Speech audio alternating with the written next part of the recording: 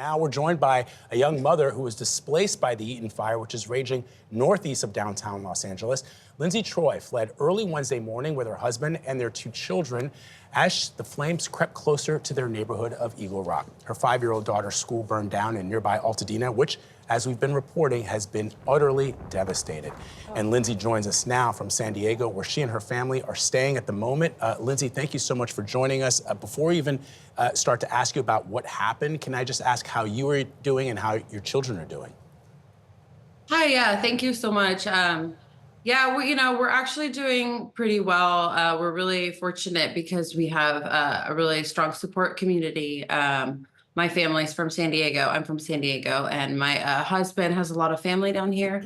So we're fortunate that we had a place to come to, and not everyone has that, of course. So I feel like I said, I feel really fortunate that we have that, and our house is safe because we are actually in Eagle Rock. So my daughter's, we go to Altadena for my daughter's school, and it burned down, which has been absolutely devastating. And a lot of the families there have lost their homes. So like I said, I'm feeling very fortunate at the moment. But thank you for asking. So much devastation, Lindsey.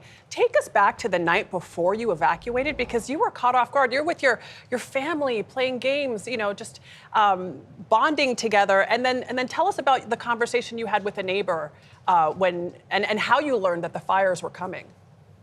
Sure, yeah. So actually, like the day it was all starting, my husband had told me that there was going to be 100-mile-per-hour life-threatening winds, which I thought was crazy. So we decided to not bring our daughter to school that day, and so we kept her home. And then we made family dinner. We were sitting around the dinner table, and then things got kind of crazy around that time. The wind started picking up, and it was very loud.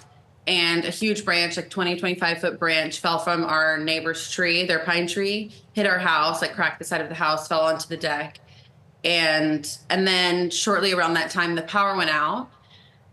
So we lit a bunch of candles. We had like a candlelit dinner. And at that time, we didn't know anything about the fire. So we were just like, oh, it's a power outage. This will pass. And how did you find out, Lindsey, about the fire?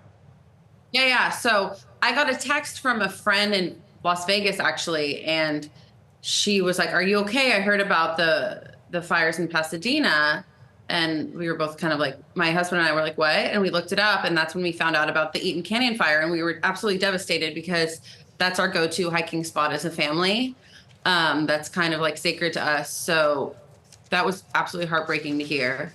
And then we're like, well, that's still far enough away. Like, we think we might be safe. And then we started texting with neighbors, sort of making a game plan, like, should we pack our car in case we have to evacuate? And things started escalating rather quickly after that. At 6 a.m., your neighbor banged on your door saying they were evacuating, and that started the whole process. Lindsey, thank you so much. I'm so happy that you and your family are safe, and thank you for sharing your story with us. Thank you, Lindsey. Thank you, yeah, so much. Yeah, thank you so much. It's Fair Oaks School, and we have a GoFundMe, and it's been heartbreaking for the community. So thank you so much.